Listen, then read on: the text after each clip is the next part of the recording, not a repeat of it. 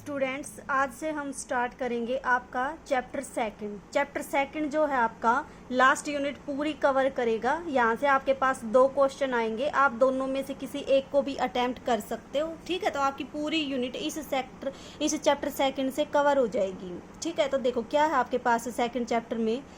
M आपके पास क्या हो, first degree equation with an unknown. ठीक है, इक्वेशन तो कितनी हो आपके पास एम, अननोन कितने हो आपके पास एन। तो देखो आपने क्या ले लिया, एक सिस्टम ऑफ इक्वेशन ले लिया। तो इसमें आपके पास कितनी इक्वेशन है, 1 2 अप टू एम, यानी कि एम इक्वेशन है। अननोन कितने हैं आपके पास, 1 से लेके एन तक। तो ये आपके पास एक सिस्टम ऑफ इक्वेशन है जिसका हम क्या फाइंड आउट करेंगे, सॉल्यूशन फाइंड आउट करेंगे। और ये आपका किस में है, एल्जेब्राइक इक्वेशंस हैं ये सारी की सारी। अब तक हमने क्या किया था, एक ही इक्वेशन दे रखी थी और उसके लिए अप्रोक्सीमेट सॉल्यूशन निकाला था।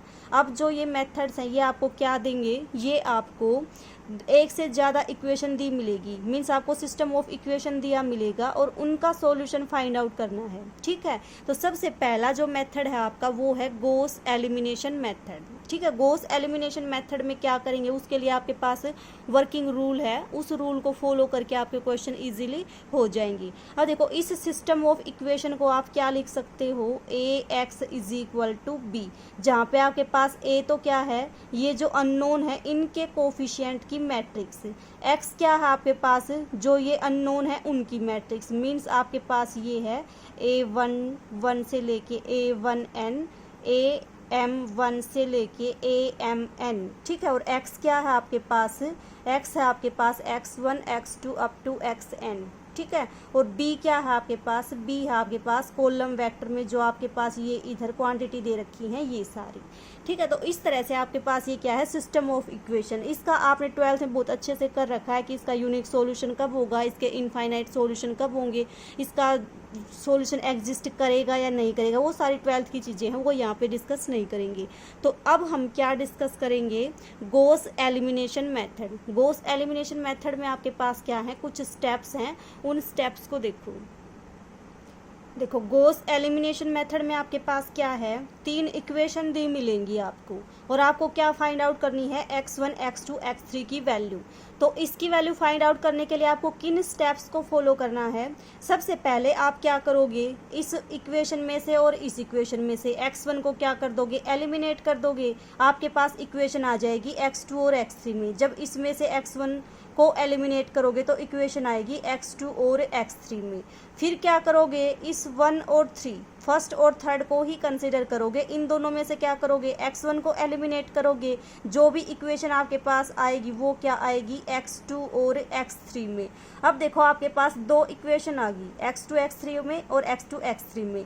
फिर हम क्या करेंगे, इन दोनों में से फर्दर x2 को एलिमिनेट करेंगे और x3 की वैल्यू क्या करेंगे, फाइंड आउट करेंगे। फिर क्या करेंगे, बैक सब्सटीट्यूशन से x3 आपके पास आ जाएगा तो x2 की वैल्यू आ जाएगी। x2 और x3 की वैल्यू आने के बाद इन तीनों इक्वेशन में से किसी में पुट कर दो, आपके पास किसकी वैल्यू आ जाएगी, x1 की वैल्यू आ जाएगी। ठीक है, तो सबसे पहला काम है आपका x1 को एलिमिनेट करना। कैसे एलिमिनेट करोगे, सबसे पहले कंसीडर करोगे 2 इक्वेशन को। इन दोनों इक्वेशन में आपको एक फैक्टर से मल्टीप्लाई करना पड़ेगा। वो फैक्टर क्या है आपके पास, r1 इज इक्वल टू, ये जो नेक्स्ट वाली, हमेशा इसी प्रोसेस को फॉलो करोगी। क्या करोगे, ये वाला जो कोफिशिएंट है उसका डिवाइड कर दो इसके कोफिशिएंट से, मीन्स आप इसको इससे डिवाइड कर दो, आपके पास क्या आ जाएगा, r1 आ जाएगा। जो भी r1 आपके पास आएगा उसको इक्वेशन फर्स्ट से मल्टीप्लाई कर दो और सेकंड में से सब्ट्रैक्ट करो। मल्टीप्लाई करोगे 1 में, सब्ट्रैक्ट किस में करोगे, सेकंड में से, तो आपके पास क्या हो जाएगा, x1 एलिमिनेट हो जाएगा। सिमिलरली क्या करोगे, जब इन दोनों इक्वेशन को कंसीडर करोगे तो आपके पास किसकी वैल्यू आएगी, आपके पास वैल्यू आएगी r2 की। r2 कितना आ जाएगा, जो भी ये इक्वेशन है उसका कोफिशिएंट डिवाइडेड बाय जो आपका a11 है वो। ठीक है, इस ये r2 की मल्टीप्लाई क्या करोगे, इक्वेशन फर्स्ट से मल्टीप्लाई करोगे। फर्स्ट से मल्टीप्लाई करके थर्ड में से सब्ट्रैक्ट करोगे इस इक्वेशन को, तो आपके पास क्या हो जाएगा, x1 एलिमिनेट हो जाएगा। जो भी रिजल्ट आएगा वो x2 x3 में आ जाएगा।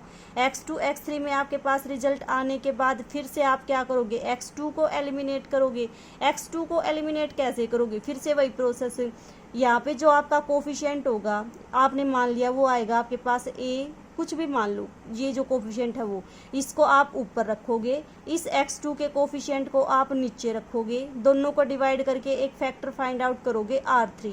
इस r3 की मल्टीप्लाई पहले वाली इक्वेशन से करोगे और इसमें से इसको सब्ट्रैक्ट करोगे तो आपके पास x2 एलिमिनेट होके x3 की वैल्यू आ जाएगी। फिर जो भी x3 की वैल्यू आए उसको क्या करो, वापस इस इक्वेशन में पुट कर दो, तो आपके पास x2 की वैल्यू आ जाएगी। x2 x3 आ जाएगा तो क्या फाइंड आउट करोगे, आप x1 फाइंड आउट करोगे। तो आप इन क्वेश्चंस में इस प्रोसेस को फॉलो करोगे। एग्जाम्पल करके देखते हैं, तब आएगा अच्छे से समझ में।